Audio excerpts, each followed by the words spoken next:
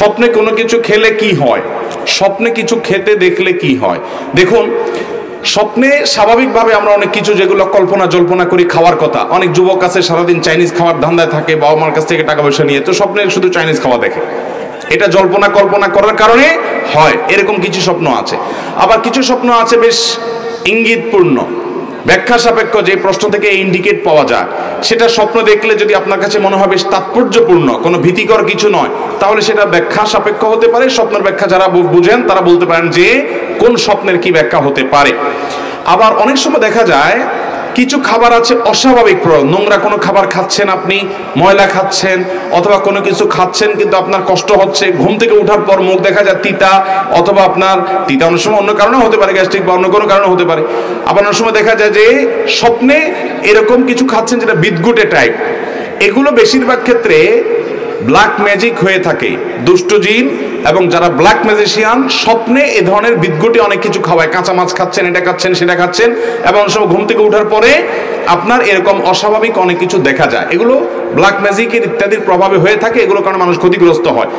আমি ব্যক্তিগতভাবে এক রোগীর কথা জানি, চিটাং রোডে আমার ভূমিপল্লী মসজিদের পাশে, মসজিদের 2-3 বিল্ডিং পরেই ভদ্রমহিলা অসুস্থ হয়েছেন ব্ল্যাক ম্যাজিকের কারণে, কোনো রোগবালাই ট্রিটমেন্ট করে কিচ্ছুতে কোনো উপকার হয় নাই। ভদ্রমহিলা বহু দেশ ঘুরেছেন এবং মৃত্যু মুখে পতিত হয়ে গেছেন, বিছানায় পড়ে গেছেন, ইয়াং মানুষ, খুব বেশি বয়স হয়নি।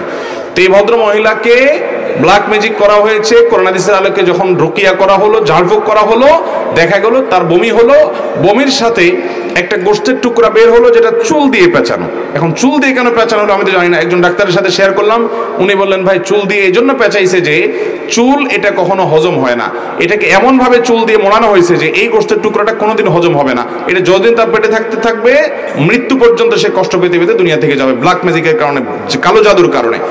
তো এইরকম কালো জাদু তার পেটে কিভাবে গেলে, কেউ তাকে খাওয়াইছে, এত বড় জিনিস তো কেউ তো খাওয়ানোর কথা না। স্বপ্নে অনেক সময় শয়তান এটা করে। এই স্পিরিচুয়াল বা আপনার আধ্যাত্মিক বিষয়গুলো অনেক সময় আমরা অনেকে বিশ্বাস করতে চাই না, অথচ এগুলো কোরআন হাদিসের আলোকে অপ্রমাণিত বিষয় নয়। অতএব স্বপ্নে আপনি কি খেলেন বা না খেলেন এটি ব্যাখ্যা সাপেক্ষ বিষয়, হতে পারে জল্পনা কল্পনার কারণে, সেটা সাধারণ, হতে পারে কোনো ইন্ডিকেটমূলক যে এটা খেলে এটা হওয়ার আলামত, ওইটা হওয়ার আলামত। এগুলো স্বপ্ন সম্পর্কে বিশেষজ্ঞ মানুষরা ব্যাখ্যা করতে পারবেন, আমি নিজের সম্পর্কে খুব বেশি জানি না, এটা স্পেশাল একটা সাবজেক্ট।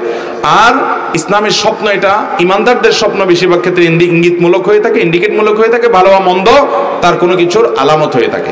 আর তৃতীয়ত, কোনো কিছু খাওয়াটা অনেক সময় হয় এটা আপনাকে ব্ল্যাক ম্যাজিকের অংশ হিসাবে, ম্যাজিশিয়ানরা ঘুমের ভিতরে কোনো কিছু আপনার পেটে ঢুকায়, এটা কিভাবে ঢুকায় প্রকৃতিকে একমাত্র আল্লাহ ভালো জানেন, কিন্তু করে, এবং সেটি কারণে মানুষ ক্ষতিগ্রস্ত হয়, প্রভাবিত হয়। এগুলোতে বাঁচার উপায় কি?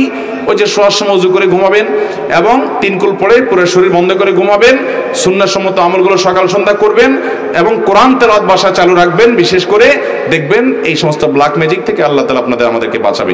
আল্লাহ তাআলা আমাদের সবাইকে যা শুনলাম, জানলাম, বুঝলাম আমল করার তৌফিক দান করুন। জাযাকুমুল্লাহু খাইরা ওয়া আখিরু দাওয়ানা আলহামদুলিল্লাহি রাব্বিল আলামিন।